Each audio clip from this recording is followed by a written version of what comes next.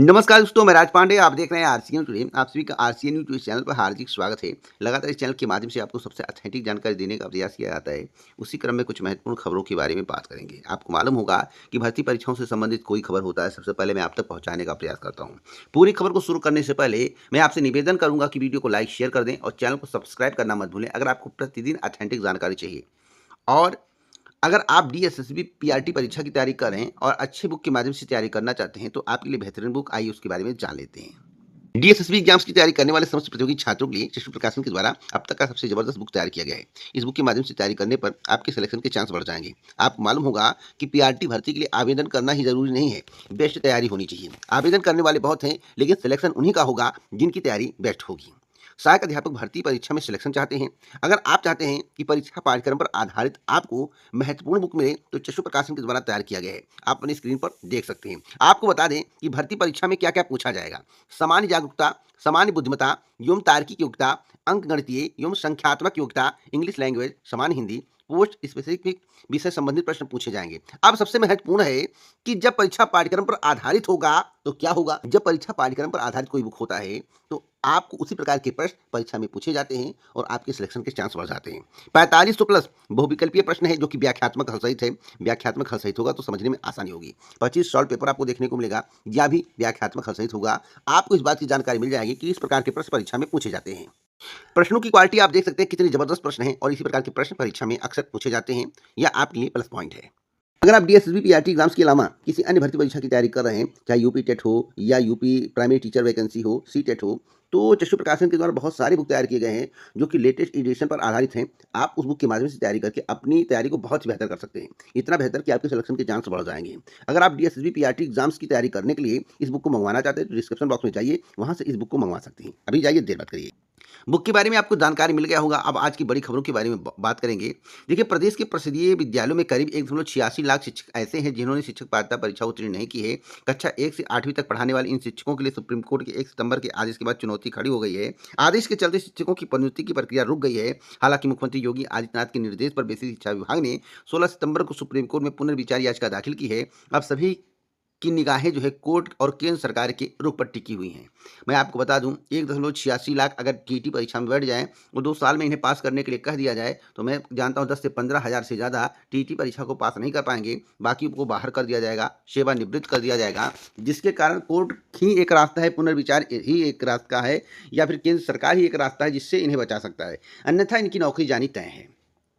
अगली अपडेट के बारे में बात करते हैं। 2 चरणों में हो सकता है बिहार का विधानसभा चुनाव। अब तक की सबसे बड़ी अपडेट मैं आपको बता रहा हूँ। बिहार में मतदाता सूची के विशेष संग्रहण पुनरीक्षण का काम लगभग पूरा होने के करीब है। 30 सितंबर को अंतिम मतदाता सूची प्रकाशित की जाएगी। दशहरे के बाद चुनावी तैयारियों का आकलन करने के लिए चुनाव आयोग राज्य का दौरा कर सकता है। प्राप्त संकेतों के अनुसार इस बार विधानसभा चुनाव 2 चरणों में आयोजित किया जा सकता है। मतदान 2 से 10 सितंबर के बीच और परिणाम भी 15 नवंबर से पहले घोषित करने की तैयारी चल रही है। अगली अपडेट के बारे में बात कर लेते हैं। अगली अपडेट है 75 लाख महिलाओं को लेकर। 75 लाख महिलाओं के खाते में 26 को सरकार भेजेगी 10-10 हज़ार रुपये। किसका पैसा है आप लोग जान सकते हैं। प्रधानमंत्री नरेंद्र मोदी एवं मुख्यमंत्री नीतीश कुमार 26 सितंबर को प्रदेश की 75 लाख महिलाओं के बैंक खाते में स्वरोजगार के लिए 10-10 हज़ार रुपये ऑनलाइन राशि भेजेंगे।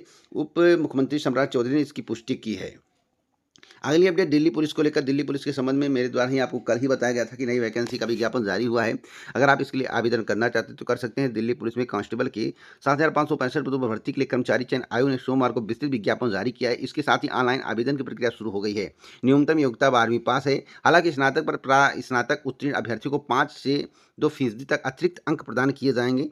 तो ये जान लीजिए, आपके लिए बेनिफिशियल है। एक बड़ी अपडेट मैं आपको और देना चाहता हूँ। 26,000 रिक्त पदों पर होगी शिक्षकों की नियुक्ति। बीपीएससी को जल्द अधियाचन भेजने की तैयारी बिहार की सबसे बड़ी खबर। बिहार लोक सेवा आयोग की सबसे बड़ी खबर है। राज्य में सरकारी विद्यालयों में करीब 26,000 रिक्तियों के विरुद्ध शिक्षकों की नियुक्ति होगी। इसके लिए शिक्षा विभाग की ओर से अगले 5 दिन में बिहार लोक सेवा आयोग को अधियाचन भेजी जाएगी। इसमें देरी की वजह 4 जिलों में शिक्षक पद संबंधी रिक्तियां, रोस्टर क्लियरेंस बचा हुआ काम है, जिससे जल्द ही पूरा कर लिया जाएगा। और सोमवार को शिक्षा मंत्री सुनील कुमार ने पत्रकारों से इस आशय में जानकारी दी है।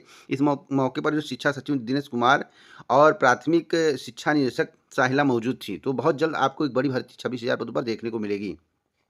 यूपी टेट को लेकर बड़ी अपडेट मैं आपको दे दूं। उत्तर प्रदेश शिक्षक पात्रता परीक्षा ने की यूपी टेट 2025 के लिए जल्द आवेदन लिया जाएगा। शिक्षा सेवा चयन आयोग में इसके लिए कमेटी बनाई गई। कमेटी परीक्षा प्रारूप, योग्यता और परीक्षा शुल्क आदि का निर्धारण करेगी। जल्द ही प्रारूप तैयार कर शासन को प्रस्ताव भेजा जाएगा। यह अब तक की सबसे बड़ी खबर। आयोग की ओर से लिया जाएगा आवेदन। नवगठित शिक्षा सेवा चयन आयोग की ओर से अब तक सिर्फ असिस्टेंट प्रोफेसर भर्ती परीक्षा कराई गई, लेकिन इसके लिए आवेदन उच्चतर शिक्षा सेवा आयोग की ओर से मांगा गया था। शिक्षा सेवा चयन आयोग यूपी टीटी रूप में पहली बार परीक्षा कराने के लिए आवेदन मांगेगा। उम्मीद है कि 20 लाख के करीब आवेदन आएंगे। आज के समाचार पत्र में है, लेकिन मैं आपको बता दूं 17 लाख के करीब आवेदन हो सकते हैं।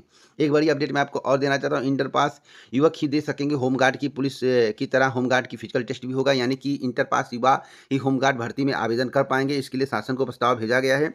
यूपी में 44,000 होमगार्ड पदों पर भर्ती में अब इंटरमीडिएट उत्तीर्ण करने वाले युवा ही आवेदन कर सकेंगे। अभी तक होमगार्ड बनने के लिए शैक्षिक योग्यता जो है हाई स्कूल मांगी जाती है। इससे इंटरमीडिएट के अभ्यर्थियों की ज़रूरत नहीं थी, लेकिन अब इसे इंटरमीडिएट करने का प्लान किया गया। प्रस्ताव शासन को भेजा गया है। कुछ समय पहले होमगार्ड संगठन की समीक्षा के दौरान भर्तियों के लिए एक नए प्रस्ताव को लेकर मुख्यमंत्री के सामने चर्चा हुई थी।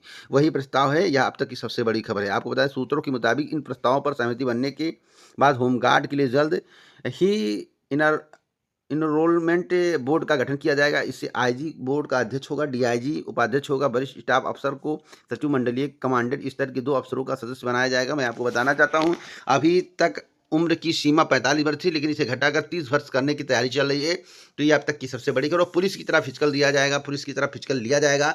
अगर आप फिजिकल में पास होते हैं तभी आपका अंतिम चयन किया जाएगा। एक बड़ी अपडेट मैं आपको और देना चाहता हूँ। योगी सरकार पहुंची बाजार, बताया कि जीएसटी में छूट के लाभ कई अफसरों को लगा दिया गया है कि जिससे जीएसटी के बारे में वो बता सकें। जीएसटी सुधार के सोमवार से लागू होने के बाद मुख्यमंत्री योगी आदित्यनाथ ने जीएसटी रिफॉर्म जागरूकता अभियान के पहले चरण की शुरुआत गोरखपुर से की है। मुख्यमंत्री झूलेलाल मंदिर से गोरखनाथ मंदिर मार्ग तक पैदल चलकर व्यवसायिक प्रतिष्ठानों में कारोबारियों की जीएसटी की घटित दरों को लेकर चर्चा की। ग्राहकों से मिलकर जीएसटी सुधारों पर प्रतिक्रिया जानी। अब तक की सबसे बड़ी खबर मैं आपको बता रहा हूं।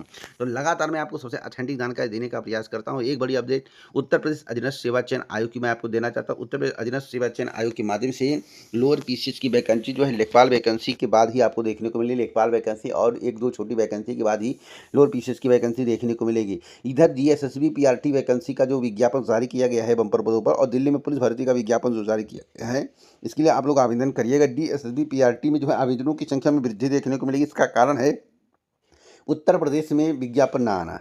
उत्तर प्रदेश में अगर विज्ञापन आ गया होता तो उतना जनसंख्या आपको नहीं देखने को मिलता, लेकिन उत्तर प्रदेश विज्ञापन नहीं आया नई प्राथमिक शिक्षक भर्ती का, जिसके कारण वहाँ पर भी बहुत ज़्यादा धक्का मुक्की चलेगी, यानी कि बहुत ज़्यादा भीड़ आपको देखने को, आवेदनों की संख्या में वृद्धि देखने को मिलेगी, जिससे कंपटीशन तगड़ा होगा। तो डीएसएसबी पीआरटी परीक्षा की तैयारी करने वाले अभ्यर्थी अपनी जान मान शान लगाकर ही तैयारी करें, जिससे जो है आपको जो है तैयारी में सफलता मिल सके और आपको परीक्षा में उत्तीर्ण होने का अवसर मिल सके। अन्यथा आपकी तैयारी अधूरी होगी तो आप सफलता नहीं पा सकते हैं। तो इस वीडियो को लाइक शेयर कर दें, चैनल को सब्सक्राइब करें। पूरा वीडियो सुनने के लिए दिल से धन्यवाद।